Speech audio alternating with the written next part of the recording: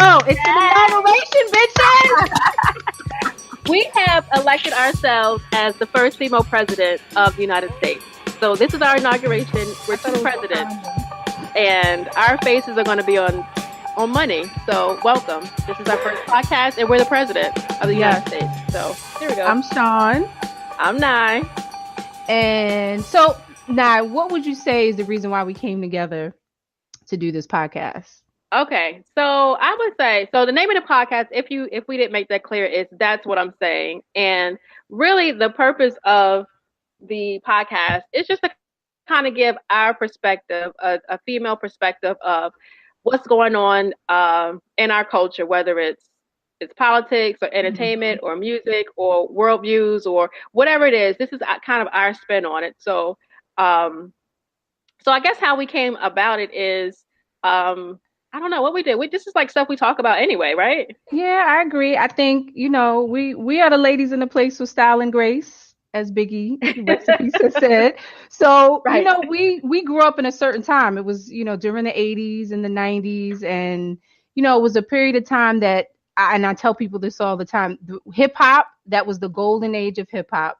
And, we have a love and appreciation for hip hop. I think everything that we do, live, breathe, see, whether it's culture, whether it's social issues, whether it's music, entertainment, everything kind of breathes life into, or comes out of our love and appreciation for hip hop. So that was, one of my reasons for wanting to start this is just, being that little girl, remembering, asking my grandmother to buy the Grandmaster Flash and Furious 5. It was a 12-inch, and we went up to in the Bronx to go get the album. And I was a little girl, Stand up, BX. I'm in the Bronx. Hey, you are.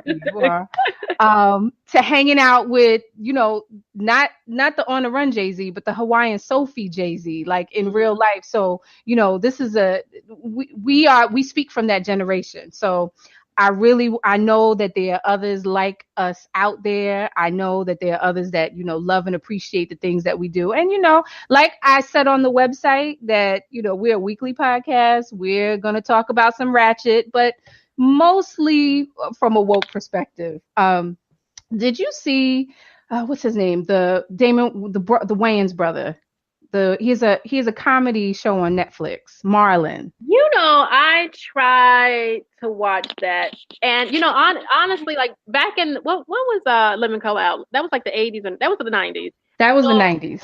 So the 90s, I like the 90s. I like the Living Color. I kind of like and I like Damon Wayans, but to be honest, I can't really get with the comedy of Marlon Wayans. But hold on. But let me go back. So the show that he had with his brother Sean, the Wayans brothers, was fucking hilarious. Which one was that? They had an episode. Oh, the brothers. Was it called the brothers? What was it? Was called no. It was called something else. The Wayans. The Wayans brothers. Yeah. So I thought that show was hilarious. They did this episode where they remade Good Times. Girl, I died. Every time I see the episode, I cry. It is hilarious. I remember them having a show. Yeah, it was funny. But you didn't like his you didn't like the wokish. I mean, I totally related to his whole thing. And he's 45 years old. He looks great. He does look good.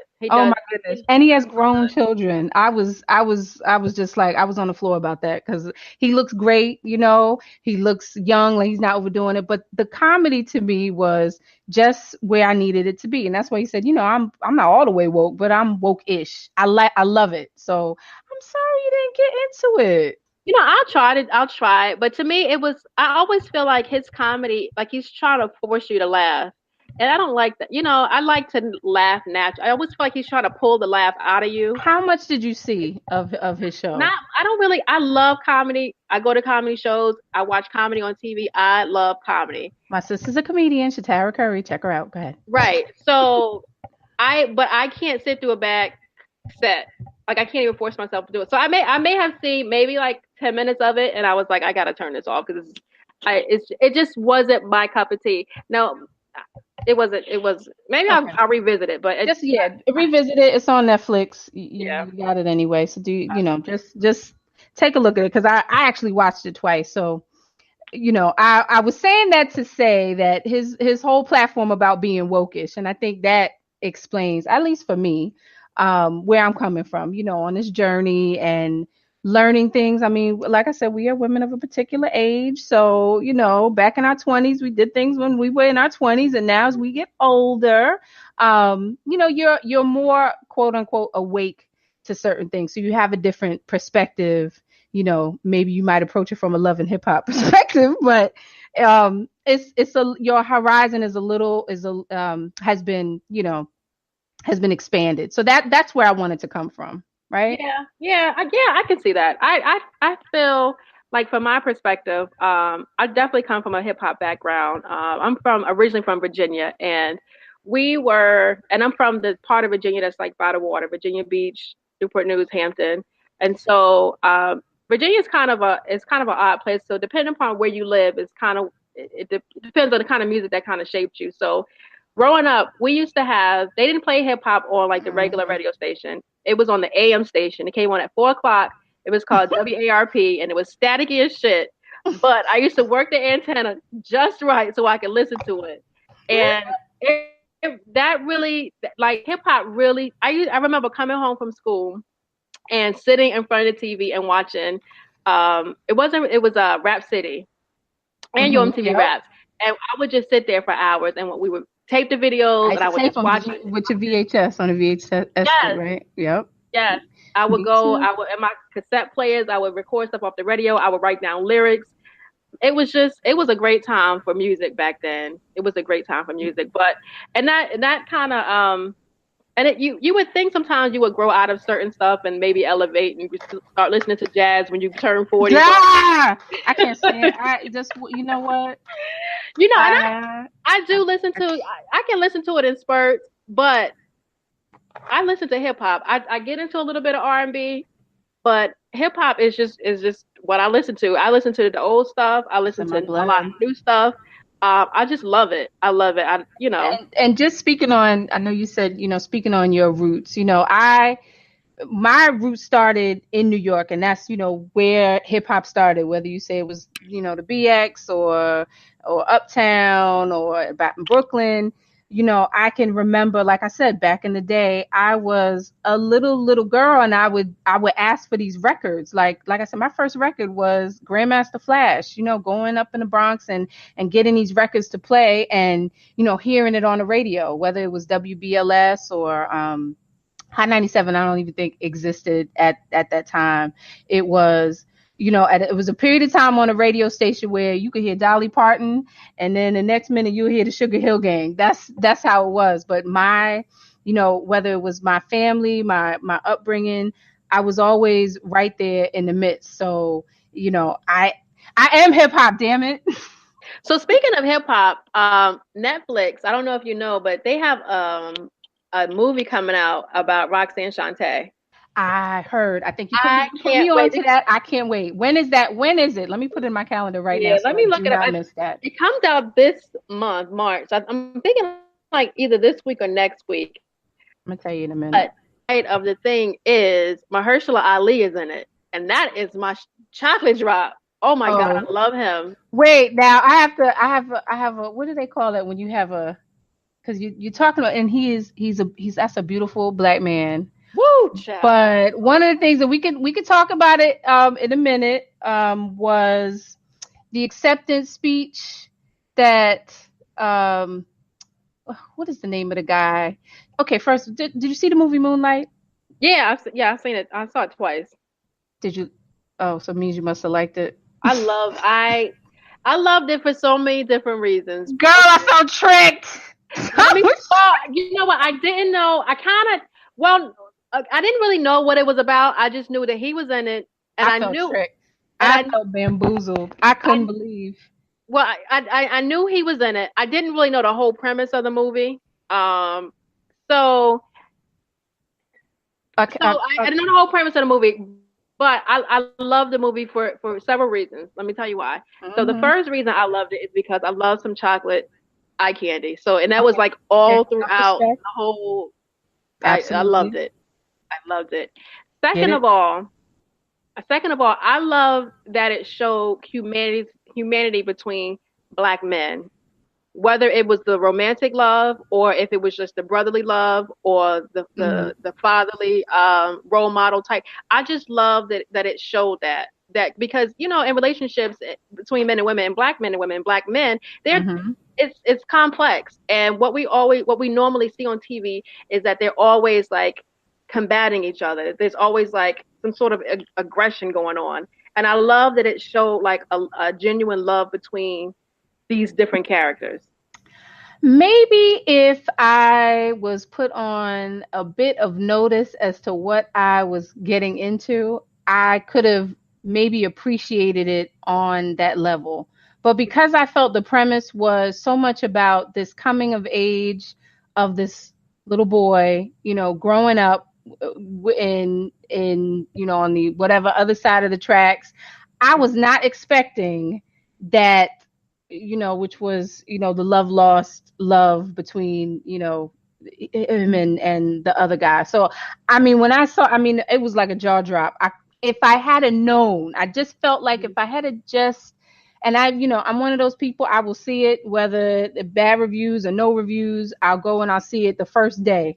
But I do have a Fire Stick, so things have changed in my life. But I just felt like I needed a little bit of notice, because this was a movie I was taking my kid to. And I don't know if I would have, had I known what the premise was, and I just could have dealt with it a little differently. It was. I don't. And you don't think that was the premise? You don't think? Yeah, it was the premise, but I wasn't that shocked. Because I kind of read up on what it was about, so I wasn't. I didn't. I just let it go. I wasn't totally shocked about it. I didn't. I knew about it, but when I first heard about it, and I kind of heard about what it was about, I didn't know the details of it. So I was like, I don't know if I'm going to go see this, because I didn't know if Mahershala was like a major character.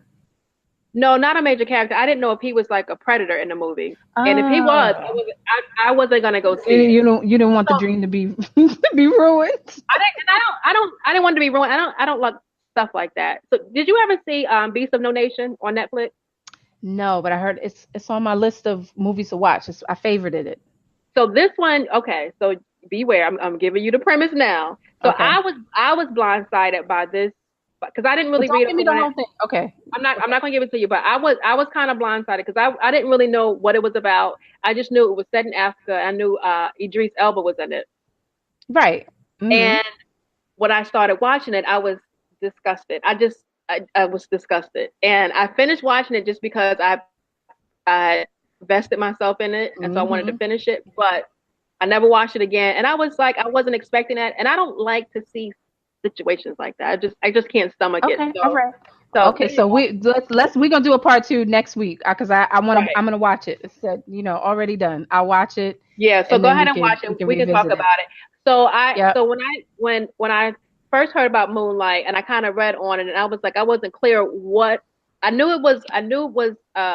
It was based on a boy coming of age and his sexuality, and I knew Mahershala was in a lot of the commercials or the spots for it. So I just wanted to make sure that he wasn't in like a predatory kind of relationship with this kid, because I wouldn't have watched it if that was the case. But I thought it was a very beautiful story, because as much as we try to this society tries to stigmatize homosexuality, this is nothing new. This has been going on since man has been on earth. You know what I'm saying? And whether it's wrong or whether it's right, it ain't for me to say, it ain't for you to, it ain't for nobody to say. Right. We all sin in some sort of way. And I think at the end of the day, out of everything that people do, all of the activities and jobs and whatever we do, at the end of the day, all we want is somebody to love us. That's all we want. And if you can get that from whoever you can get that from, and it's pure love, then get it. That's what I'm saying, girl. Life is hard. You know what I'm saying? Life is hard. You are right. That's what I'm saying. Okay. All right. Well, look. Go ahead. I just want to say real quick. So the little boy that was the main character in that, I forget his name. He played Sharon. Sharon. He's in The Chi. Have you been watching The Chi? You know what? I watched 2 episodes of it, and I got to Yeah. pick back up because Yeah. it dragged a little tiny bit, but I I liked it. I think his acting is excellent. That I little love boy, him. if I had a little boy, I would You want want him him to to be be my little him? boy. He is so adorable. I think he's just the cutest little thing. I want to give him a hug. But anyway, so yeah. Yeah, I like The Shy. I'm gonna pick it up. I have so many. We probably have to dedicate just a minute or two to like all the shows that we're watching, gonna watch, soon to be watched, and Hmm. at some point because it's. I mean, like I told you, that Fire Stick is life. So I have to like plan. It's a Right. shame. Like the one thing I did do was I did go to see, and I know you did too.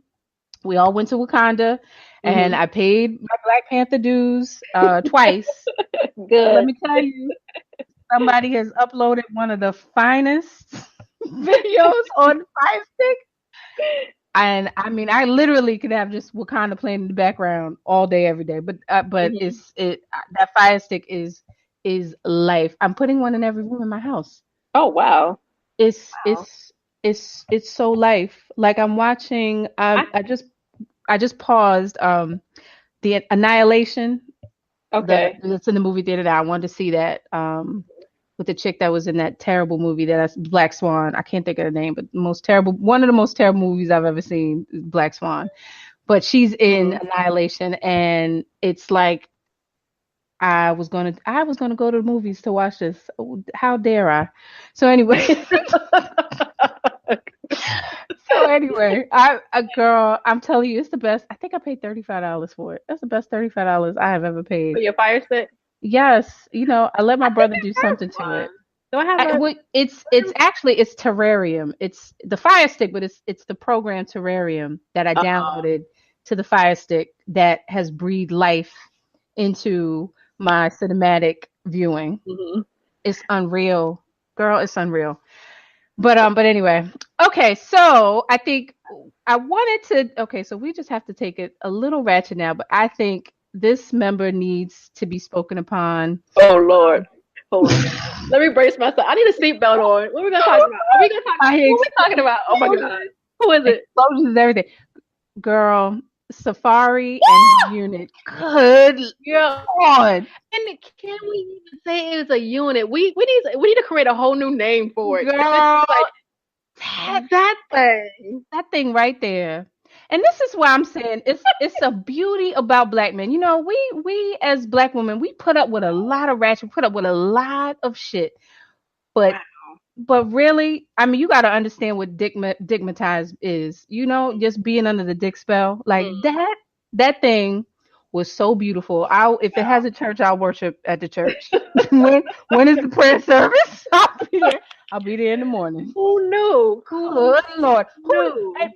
um Nicki Minaj knew, She and sure did. She that knew. eggplant. That's the How long were eggplant. they were together for what, like 10, 11 years, for a long time? Like I think since she was like a teenager up until recently. I mean, like that Yeah. thing, girl. And you know what I say about you want to be skewered. You want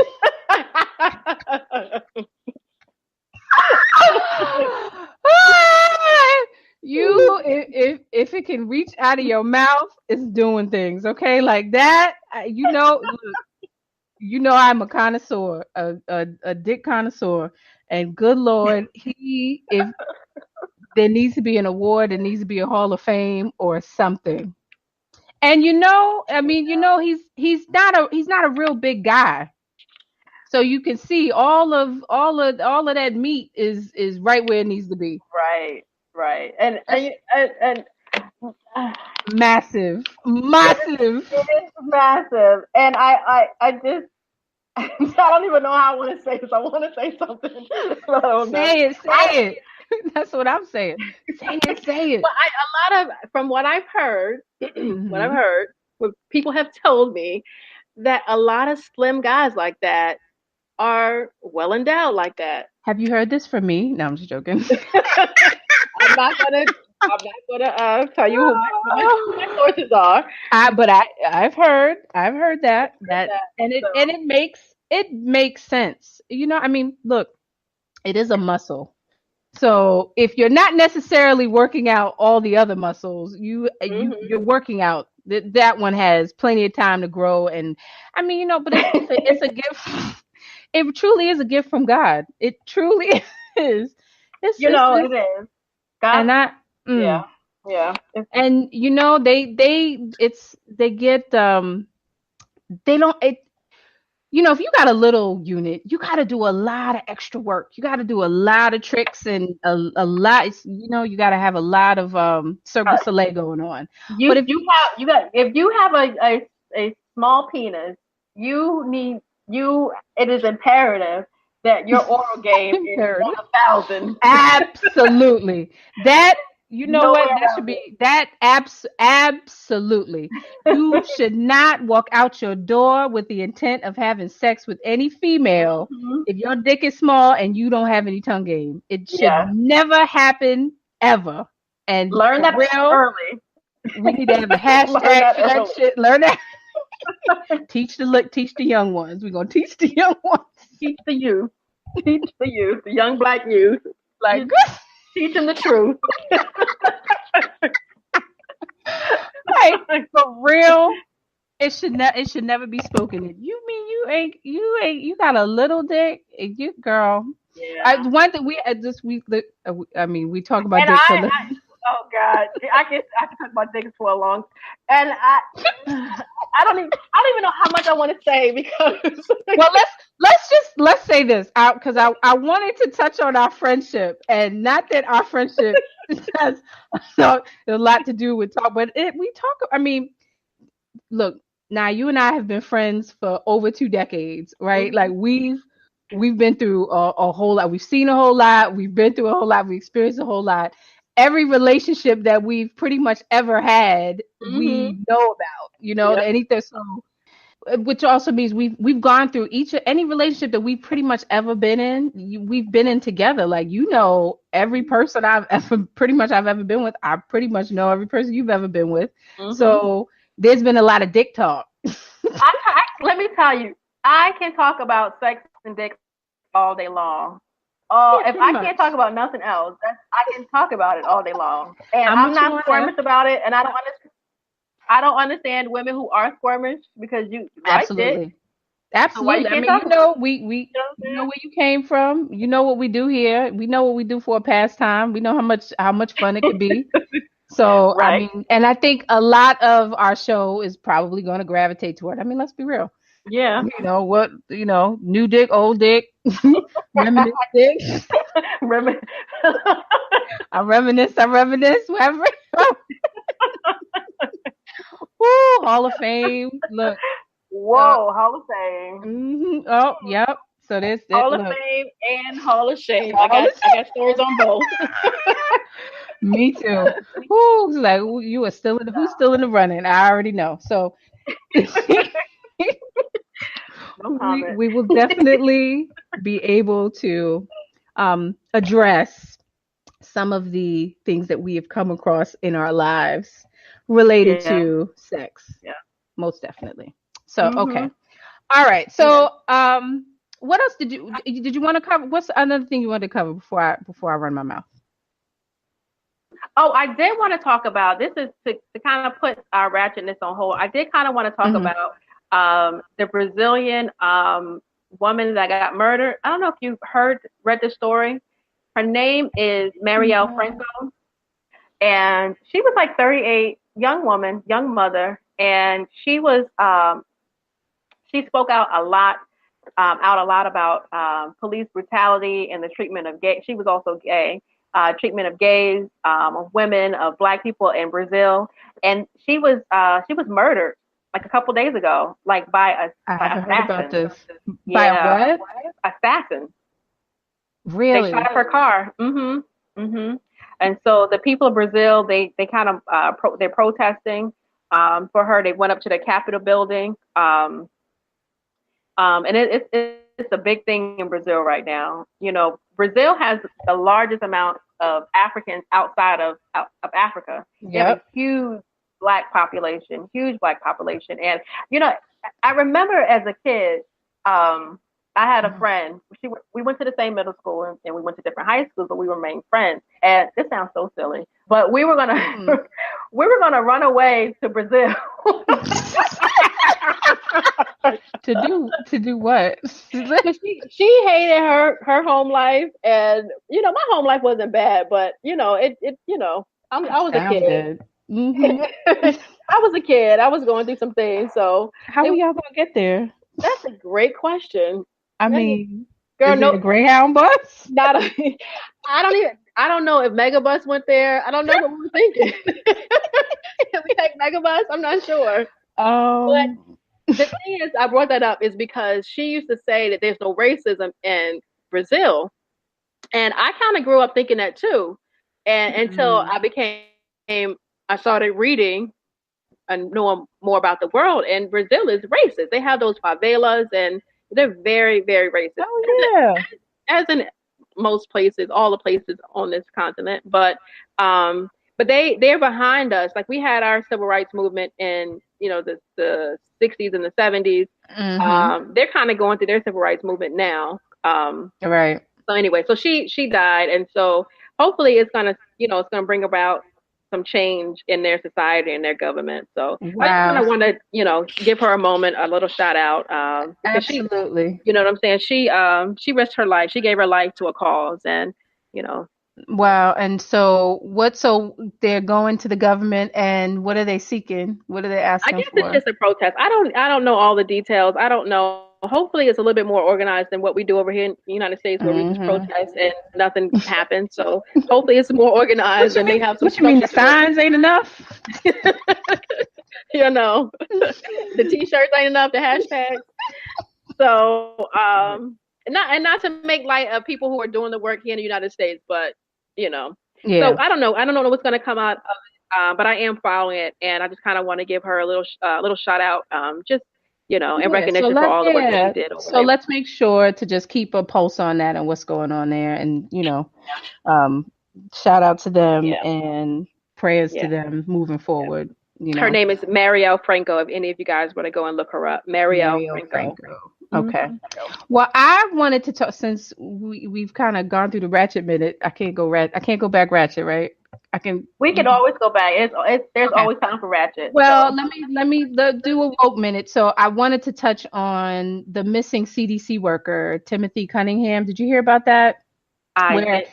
He worked for the CDC, a Black man, and he was in DC. Or he's in Atlanta. Let me get my facts straight. In any case, I think what's very interesting is his high rank. This man was at work probably like 3 weeks ago. Said he was sick. Had some weird conversations with his next door neighbor. Told a neighbor, erase my number out your phone. Told his parents, erase my number, and then disappeared. Left his dog, his phone, his keys, his car. Left his home and has not been seen since. And a lot of things that just kind of, resonates with me about the story is that the fact that he was such a high ranking official for the CDC, that he was in the midst of, certain germs, the Ebola virus, and about him. Doing the research on that. But also I think, I'm a conspiracy theorist, right? Mm-hmm. I look at everything with a side eye. We live in a matrix. I'm trying to be Neo out here all the time. Mm-hmm. So I'm really following the story, because when it came up, it was kind of like a little blip on during the news, and his parents, where you see how worried they are, and they drove down from Maryland to try to find out what was going on, and they were saying it was maybe job related. He was up for promotion and he didn't get the promotion. But I mean, you got to think, we live in a day and age where they're putting chemtrails in the sky. Mm-hmm.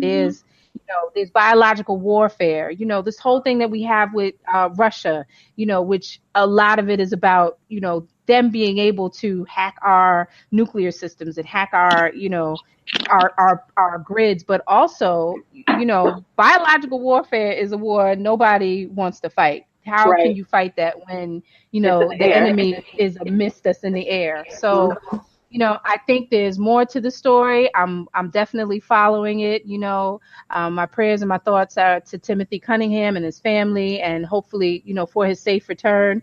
But I think he knows something. Obviously, he knows something. And I don't know if he was in the midst of trying to disseminate some information or get some information out there, or if he knew too much, or what it was. But I think it's a monumental story that's just becoming getting itself unfolded. So I want to definitely follow that. Yeah, definitely. And a lot of those scientists that have kind of broken away from the matrix of what their jobs were, and kind of wanted to bring to light some of the information that's hidden. A lot of them come up dead. A lot of them do. And that's what they're saying, or it's reported that they committed suicide. Mm-hmm. Or one of the something like that. So I'm really, my thoughts and prayers are with them, because I'm hoping that's not the case. But I think there's so much more to the story, so we're definitely going to be following it in the weeks ahead. Yep. So yeah. So what else did you want to talk about? Let's see. I don't know. What can I say? Well, I don't know. I wanted to talk about how proud I am of my babe, Michael B. Jordan, and the inclusion clause that he is demanding in all his contracts. Did you hear about that? I did. And that another actress also did that Did you see Frances McDormand, which she was in. Yeah. I mean, I saw Fargo. She was in Fargo. Mm-hmm. A long time ago. So she actually put it in. Loved her for it, but it was like crickets. Nobody said anything. Mm-hmm. They were silent. So, big hand to him for making that, that's a power move. Yeah. That's saying, like, I ain't coming to your shit and I ain't gonna be on your shit if you ain't got my shit. I love it. Right.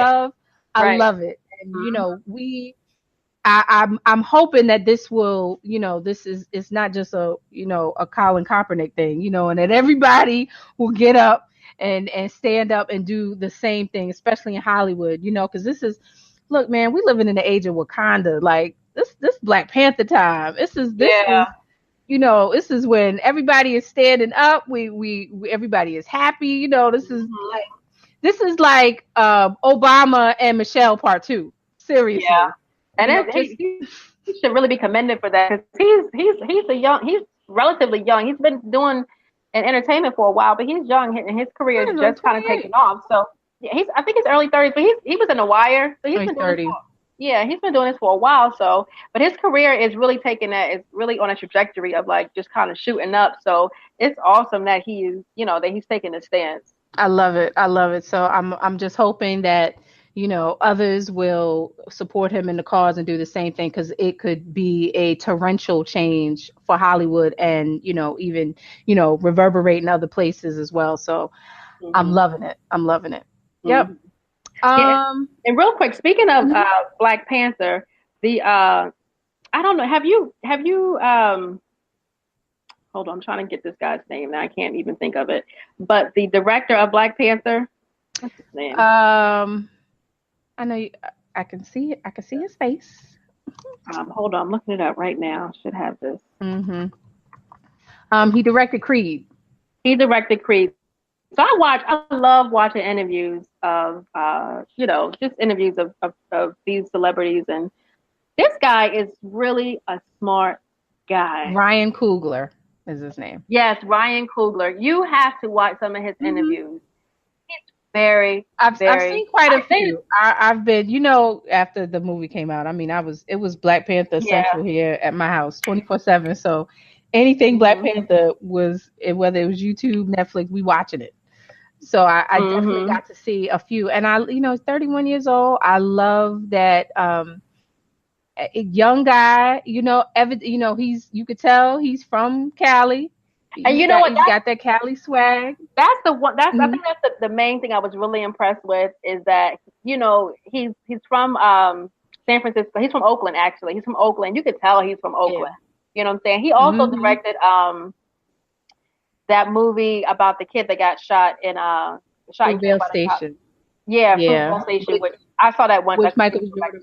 Yeah, with him, and they're gonna do some more movies together. But I just really enjoy because that when I watch interviews, that kind of is my go or not go, or whether I like somebody. Because if I like somebody in a movie and I see an interview and I'm like, this dude's a damn idiot, I can't. Or artist, I really have to believe that this person is like, intelligent and can put sentences together and like very thoughtful. But yeah, his interviews are just excellent. I love his story. I love the story of he and his wife, how he was a student. He was a student athlete, and he wanted to go into filmmaking. She bought his first the program you use to do screenplays. I just love it. I love his story. Yeah, that should be a movie. I'm like so proud. They're like, well, the Black Panther made like $1 billion. Like, I want him to have every bit of it. He deserves it. It's amazing work, Ryan Coogler. Yeah. One of his interviews, he talked about when he before he started directing Black Panther, he was like, I have to go over to Africa because he'd never been. And I love the way he weaved in stories of how he grew up and some of the traditions that he grew up with, and how they were the same traditions that were over in Africa. Because some people try to separate, saying, we over here in America, we're not African, and the Africans are over there. But we're here, but we're still African. And a lot of that stuff, a lot of those traits, and a lot of those we still got it in us. Our mannerisms, the way we talk, the way we dance, like all of that stuff just doesn't just evaporate in our blood. Right. It's in your blood. How you gonna get rid of it when it's in your blood? Right. So I love the way he talked about that. I loved it. So anyway, so I will be on the lookout for more of his stuff. I'm a big fan now. I love him too. Yeah. I wanted to touch on what I watched last night. I was telling, I'm gonna watch the second episode of it. I watched the Aaron Hernandez Uncovered story. Did you see it? Oxygen. It was I watched it 2 hours. I was mesmerized. What undoubtedly what came through to me is that the NFL basically signed a serial killer, but I think what drew him to be a serial killer was the fact that he was living a double life, and he was gay and didn't want anybody to know. I think that was the whole motive for him to kill. The reason why he did what he did, and he ultimately ended his life. When it was all going to come out. So I'm going to invest another 2 hours for tonight because it's the finale, and they're going to kind of tie it. The confessions that he made to his attorney, but it was just it was like a fairy tale story of this young guy who made it in the NBA and the NFL. 4th round, mind you, because he had some issues before the draft pick, but had a fairy tale kind of existence. 20 some years old, signed a $40 million contract, big house, got the fiance, beautiful child, and still it's about the people that it's about the people that you surround yourself with, because you could see it was the people that he was around that trying to live that thug life. I can't stand a fake ass thug, a thug for no reason, a thug without a cause. I can't stand it. And really, when you see these young men, he had looked up to his father, and his father was in his life, but his father passed away when he was young. And they try to focus that a lot of his spiraling out happened after his father passed away, and was a large reason, for whatever reason it was, but he was, let the man rest in peace.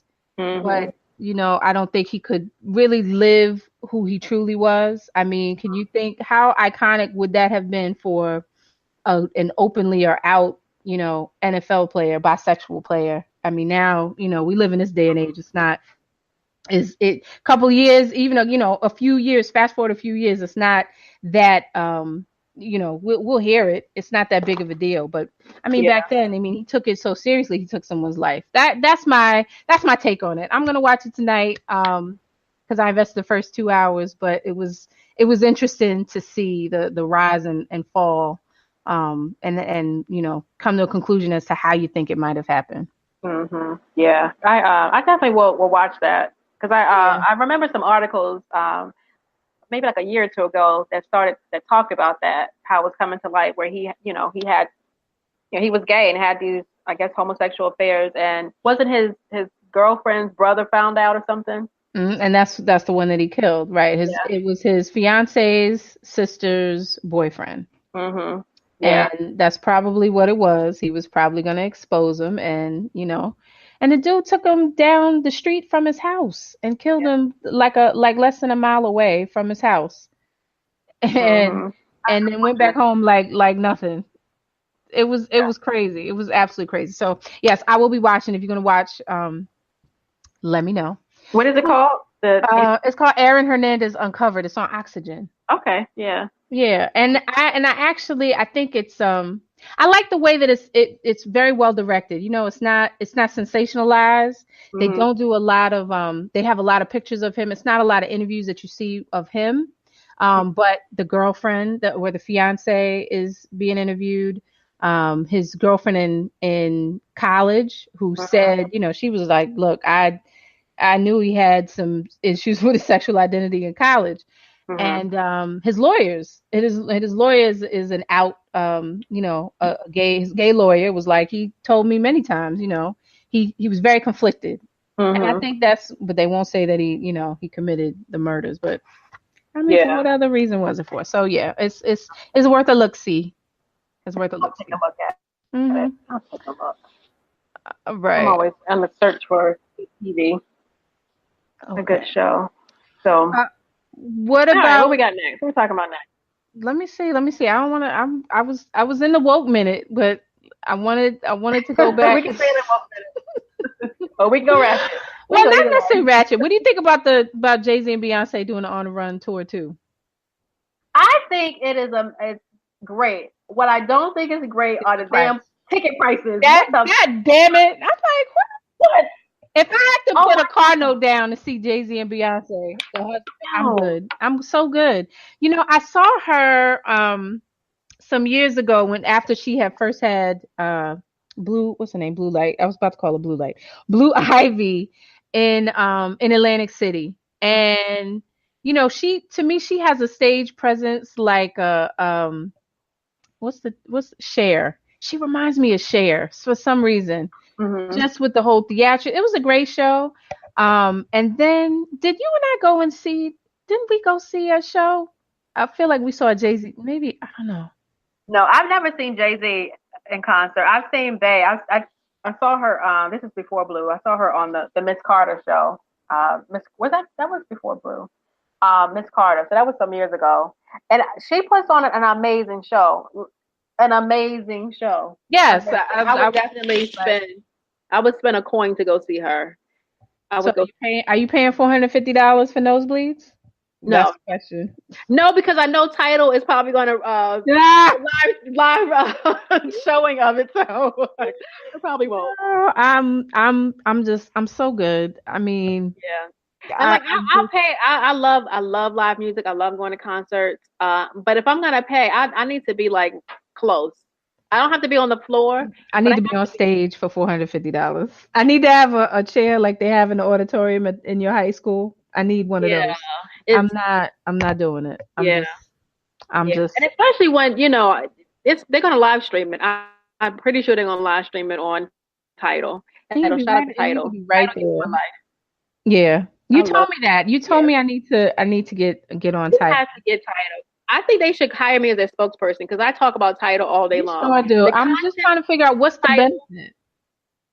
The benefit, they have the best hip hop content out there. What do you mean? They have podcasts. Okay, podcasts. They have music. They have podcasts. They have interviews. They have playlists. They have they just have I literally spend all day listening to the Tidal. I have Google Play and I'm very happy with it. No, there's no, I don't even know. That is blasphemous that you just even said that. I need you to stop because I am very happy with my Google Play, okay? Let me tell you, Tidal has a free 6-month trial. Sign up for 6 months. It is free and you will see what I'm talking about. I will do that. You did tell me that. I said I'm gonna start it if I can do it maybe like the summer. That'll be my title summer. I started in the summer. I will, and I'll see what you Okay. talk. I'm just saying it is the content is just the content is just amazing. Okay. It's amazing. They have playlists for days. They have just everything. I love Tidal. Okay.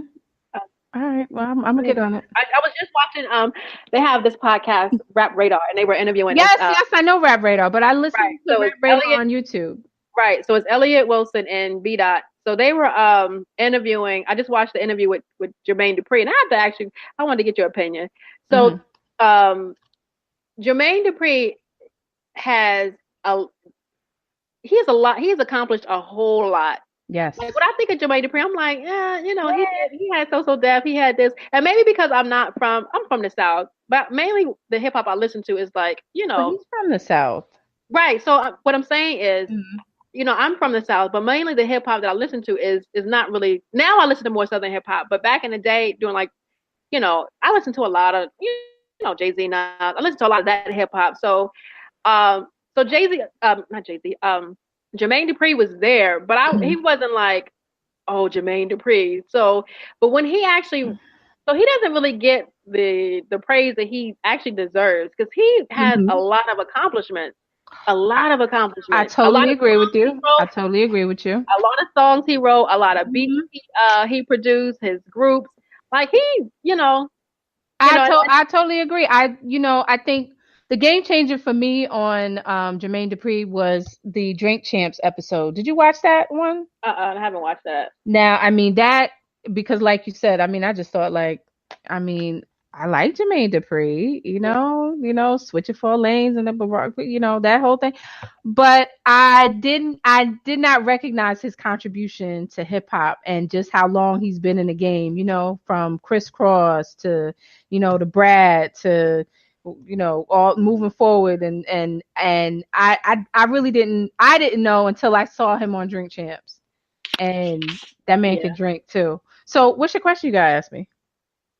Well, it wasn't really. Well, the question was. It was a statement question. Well, it was a statement question. It was a rhetorical question. It was rhetorical. Like I just never put him in the category. So the thing is that B Dot was saying that he's not in his top 10 of producers, and so now they're kind of going back and forth about why not? Some of your favorite songs I wrote, I did the beat, so I don't this is what you're I don't understand how I'm not in your top 10, but I can appreciate him a little bit more. Oh. The Brat was the first female rapper to go platinum. Oh yeah, I definitely knew that, and he was behind that 100%. And then I didn't know how much Jermaine Dupri had he had contributed to when the whole Puff Daddy the Bad Boy had come across, and it was what's his name, Mace, and he was like he did that, like the Cheat on You song with Mace and Lil C's and 112. I mean Jermaine Dupri was a whole part of that. I didn't even really understand that until I watched like I said, I was listening to the Drink Champs episode and learn, It's like now he's on this little tour where he's like, if you don't know, motherfucker, I'm gonna make you know right now. I'm gonna run down all my shit. And he been doing that. He been going making his little stops, his little interview stops, and running down all his accolades and accomplishments. I applaud him. That's cool. I love, because I'm just looking at now. He did Ashanti's Good Good. He did Cameron's Rockin' and Rollin'. He did Alicia Keys' Girlfriend. He did Monica's Amazing. He did the Isley Brothers, Gotta Be With You, Fabulous and Trey Songz, The Last Time, that's my song. Tamia, her song Still. Ludacris. He TLC, and that, like I said, Mace, which Cheat on You was on his Harlem World. Didn't even know Jermaine. I just thought, I was like, what is Janet doing over there with this dude? He did Jadakiss, Hate in Your Blood. He did that beat. Ooh, really? Yeah. That was his beat. Praises, dude. He's a humble guy. Just his mannerism. I'm like, for all that he has contributed to hip hop, he's still a humble. Yeah. Yeah. I appreciate that about him. And you know, And on top of all that, he dated Janet Jackson. He is shitting on all y'all on the low. On the low. Like, who else is saying that? Right. Who else can who's say saying that? Is your name Adnan, Kanani, whatever? Are you a sultan? No. So who's saying that? All right, Jermaine. Mm-hmm. Amen. Give props for props to do. Yep. Absolutely. Yes. Okay. Yep. What else you got, girl? Oh, girl, I don't know. I think. Look, how long have we been talking? You know, I like that we've been talking for like over an hour, right? Okay. I think we started at maybe like 10, 15 once we got everything going. Okay, so we've done. I think we've done a good. I think this is a good inaugural show. I feel like Michelle and Obama on inauguration day. We're the presidents. I announced that we are the new presidents of the United States. 2 female presidents. Uh-huh. The first female presidents of the United States is our inauguration That's podcast. What I feel like. I definitely feel like that. So it's been great. And I'm hoping that, we have so much to talk about, and it's so easy to talk with you. You know, you're my girl. I love you forever. Yeah. So, I want to be able to share and bring it to the masses, and because we got a whole lot to talk about here. It's going to be a whole lot. So how can they connect with us, Nye? Okay, so we have a website. It's called That's What I'm Saying Podcast.com. So check out our website. Sign up for our newsletter. You can also hit us up on our Instagram. That's What I'm Saying. It's a podcast on Instagram. I think that's what it is. I was going to keep it on a Twitter. Like we're gonna get it together. But our Twitter is That's What I Say 3. Like the number 3. So That's What I Say 3. So you can hit us up there, and on our website, ask us any questions, tell us how we can make the show better for y'all, because that's what we're trying to do. Yep. But we will be back next week. All right, next week, y'all. It was a pleasure talking to all of y'all. That's what I'm saying. All right. Peace.